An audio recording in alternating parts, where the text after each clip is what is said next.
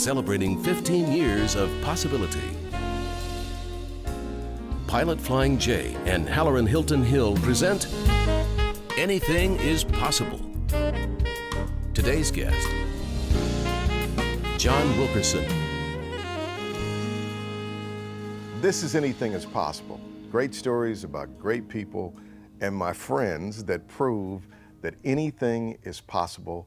Today, John Wilkerson. We got to show him the shake. Okay. This is what we do.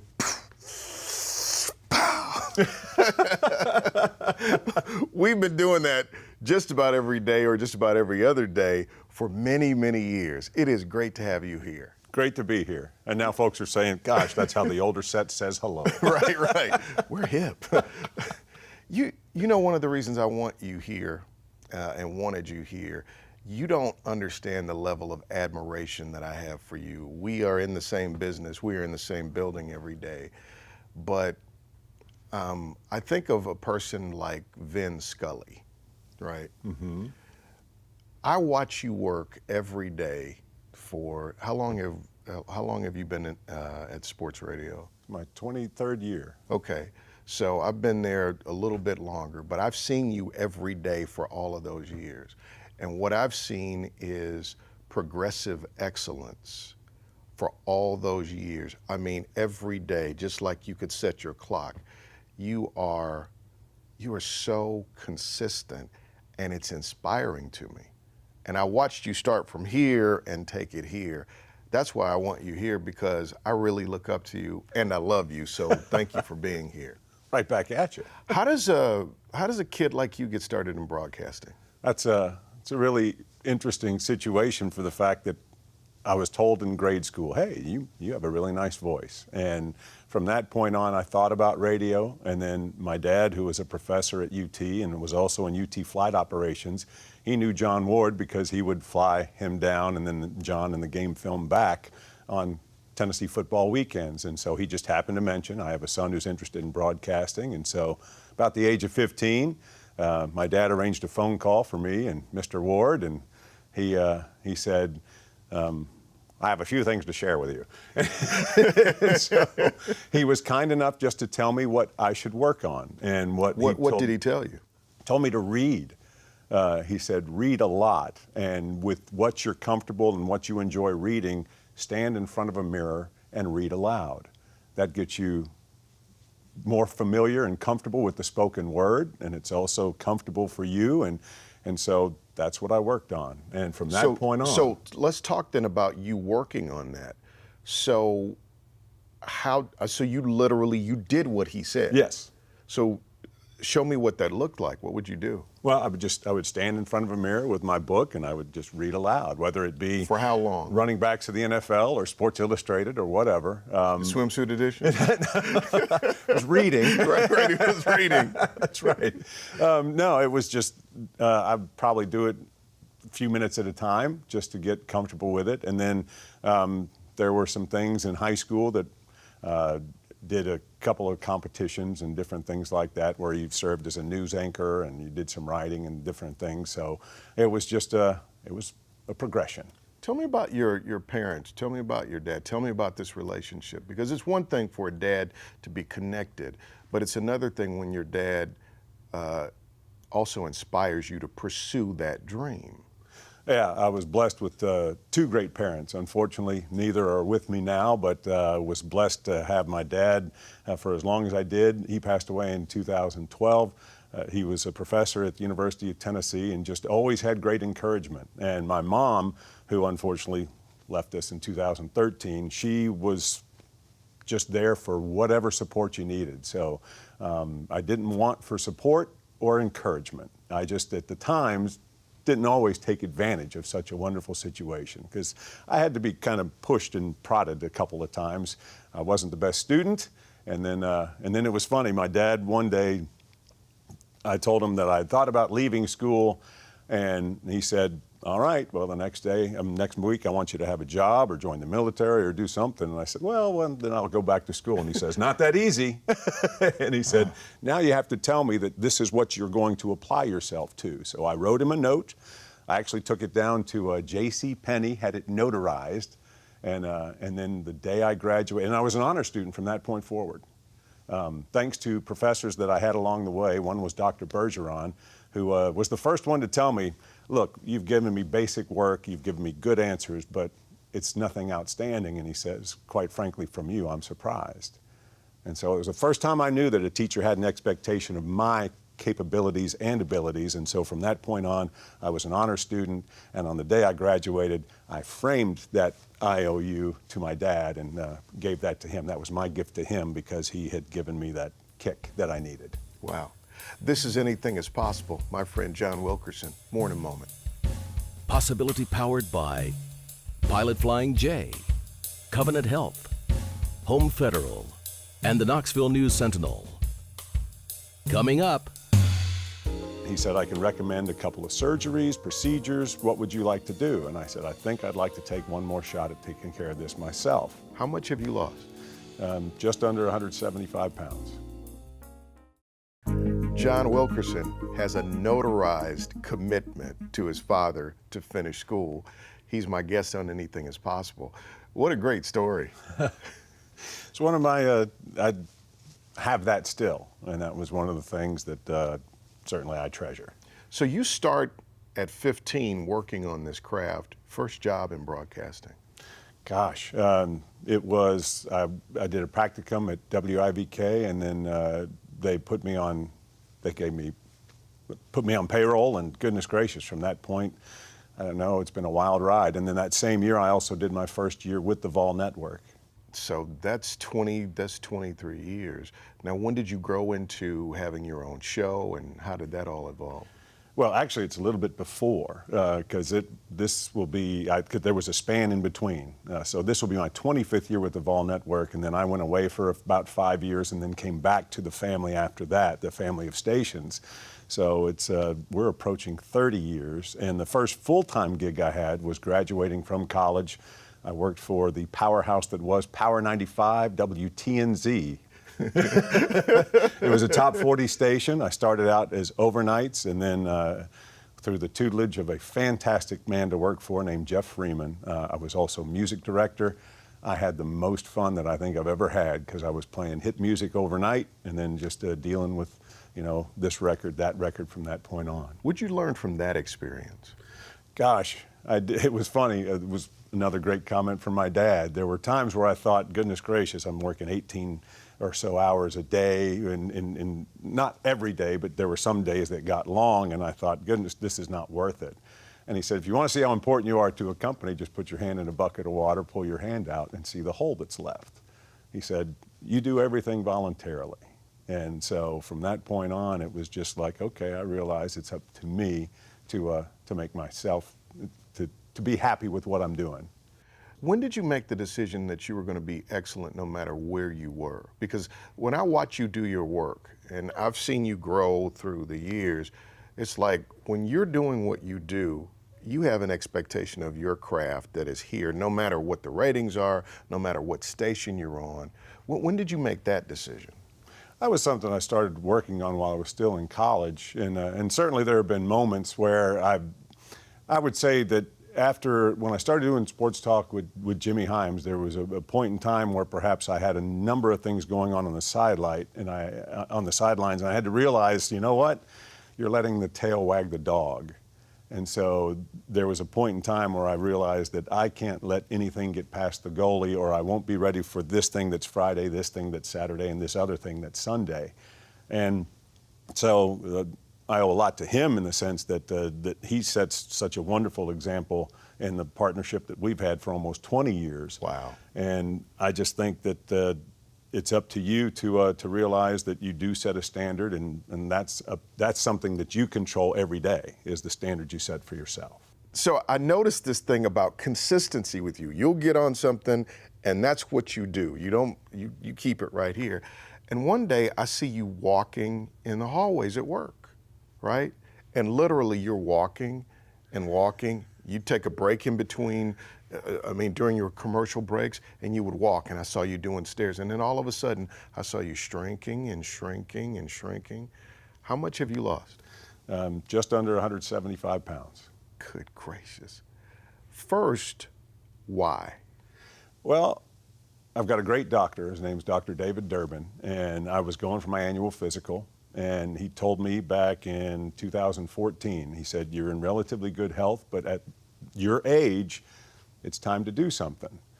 And he said, I can recommend a couple of surgeries, procedures. What would you like to do? And I said, I think I'd like to take one more shot at taking care of this myself. And then he immediately said, what's your plan? And I thought about launching into something because there's this fallacy of thought that, you know what, I've got this. Just give me 5-6 months, I'll address it and we'll be good. But there was a moment of clarity and I said, Doc, for 20 years I've thought I had a plan. I obviously don't. What should my plan be? And he had me download an app called MyFitnessPal, be accountable for the food that you eat. And to me, that was the biggest step. And that's what I worked on for the first 14 months. And then after that, I started moving around and getting more active. And I used to think that 3,000 to 4,000 steps a day was awesome. And it's like not even close.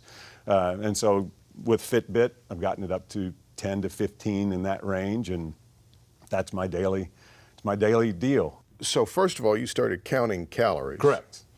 And since you love, like I said, you love numbers, you love how things go together, that made sense to you. But it looks like your doctor did the same thing that your father did to you. What's your plan? Correct. Right? Absolutely. Once you lock in on a plan, if it has a sequence and it makes sense, you can do that. But then the walking thing, so you just walked the weight off. It's been very steady. And to his credit, he said, I want you to come back and see me next month. He says, if I tell you to see me in 6 months, you're going to put this on the back burner. But you need to be accountable to what you eat, and you need to be accountable when you come in each month. And so for the last 37 months or so, I have seen him each month to check in, and it's been steady progress. There have probably been maybe 2 or 3 months in the entire span where there's been any kind of a backtrack. But through his support, as well as my incredible wife, Penny, we've made significant progress. I'm still got a little ways to go, so I'm not quite to where I want to be, but a lot closer. There's a light at the end of the tunnel. How did and how does that make you feel about you? Fantastic. Simply for the fact that you feel like you're in control. And you've also changed the conversation because there are so many preconceived notions people have just by a look. Right. Did you struggle with that at all? Did you ever have any feelings about your weight? Definitely. And that's one of the things that people who don't walk in these shoes probably don't necessarily understand, that for anything that you might think about them immediately, they've thought about themselves time and time again. So I think about all the starts and stops, the progress, the then climbing back up the ladder. At one point I was way down, and then I went way back up, and then I went down, back up, and it wasn't long after the time that my mom passed that I had this meeting with Dr. Durbin, and I also realized that this is something my parents had always supported me in and saying, please do this, as opposed to you have to do this. And the time was right. I had to be receptive, and I was, and it's changed things all so much for the better. One of the things I've often said to people is that wisdom is for the willing. Like, you can't force feed progress, right? You have to want it. You have to be willing to do it. And it's been inspiring to watch you on that journey. And that's, like I said, just watching you connect with that and do that. When we come back, I'd like to talk about Penny, because along the way, you found a life partner and best friend and got married, and I want to talk about your dreams, goals, and aspirations and what you believe is possible and what you've learned from your journey. We'll do that in a moment. This is John Wilkerson. He's walking tall. He'll be back. No, walking small. Anything is possible. Coming up. If you just keep taking steps in the right direction, you might not always have the right path, but you'll always get your target. You'll always arrive where you want to, because that's the journey. Get MyFitnessPal, walk about 15,000 steps a day, you'll lose 175 pounds. Maybe. This is Anything is Possible. This is my friend John Wilkerson. Thank you for being here today. Thank you. Like I told you, to me, you are a representative of possibility, because I saw you start here believed that something was possible, and anchored to your consistent progressive excellence, I've watched you rise, right? But then I saw you do it with your health as well. You made a decision, you made a plan, and you're just so consistent. Let's talk about Penny first, though. You just light up, right? Sure. Tell me about the love of your life.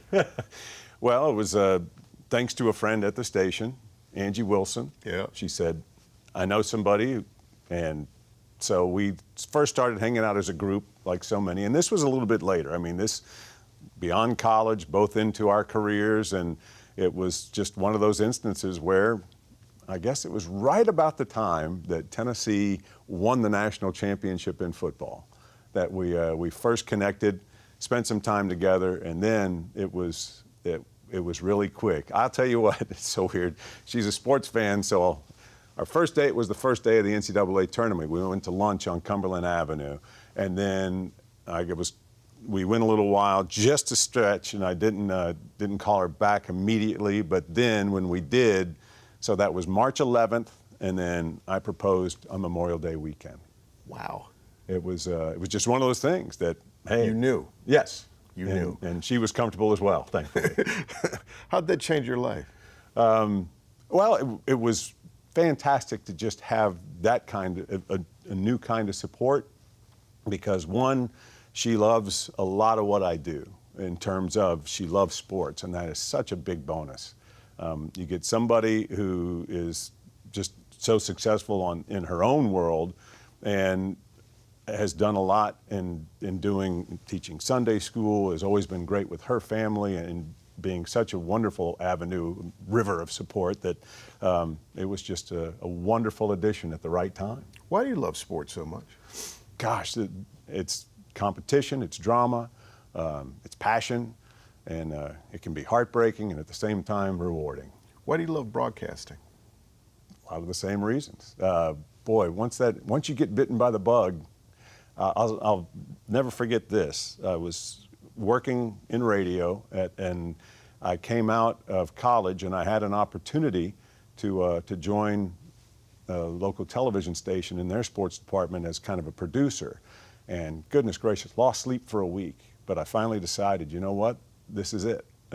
Radio is what I'm supposed to do, and radio is what I love. And just to show how I was rewarded for my decision making, the next week I go to sleep with a job, I wake up without one because our station had changed hands. So, but I immediately, thanks to Mickey Dearstone, was given a gig back at WIVK, and so I did some weekends there, and then the next full-time gig arrived, and I mean, to be doing this for almost 30 years and to not have to leave town has just been an unbelievable ride. I went 6 months, 20 months, 22 months, 23 years. What do you want for your life? I like a lot of what I'm doing right now. And the thing is, if things were to change tomorrow, I would really be excited to see what's next, because I have some ideas that I would like to do at some point in time. I do like to collect things. I would like to also put collections together that might benefit others or help them enjoy perhaps the history of this or that. So thought about writing at some point, which I haven't taken a big step into that water yet, but goodness gracious, there's always something to do in the future. Only child? No, 2 older sisters. Julie was class of 80, 78. My sister Susan, class of 80 at Bearden High. What have you learned about life and possibility? When people ask you for advice, when they say, I'm trying to launch out into something that I believe I want to do. You set your target and you don't let anything get in your way. You have to be brave enough to knock on doors, to pick up a phone. If there's something that you want to achieve, I mean, for instance, just going back to when I made a change and had to address my situation back in 2014. It was realizing this isn't 6 months, this isn't 12 months. This is what you have to do from this point forward, and you have to work on it every day. And for that reason, if you just keep taking steps in the right direction, you might not always have the right path, but you'll always get your target. You'll always arrive where you want to, because that's the journey. I don't know that you recognize this, but I want you to hear it from me, and I want to document this. you mean more to a lot of people than you know because of who you are and how you are. Like I've said, watching you consistently pursue the goals, the dreams, the aspirations that you have, watching you consistently deliver for your audiences the best of what you have on any given day, watching you on the Vol Network, listening to you joyfully do play-by-play. You are so good for so many people because of who and how you are.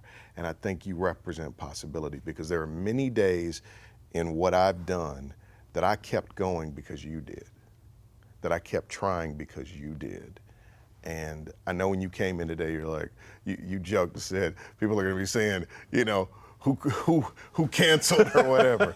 No, this to me has been one of the most important interviews that I've wanted to have for a long time, because I wanted to tell you that the metronome that you are gives timing to possibility for me.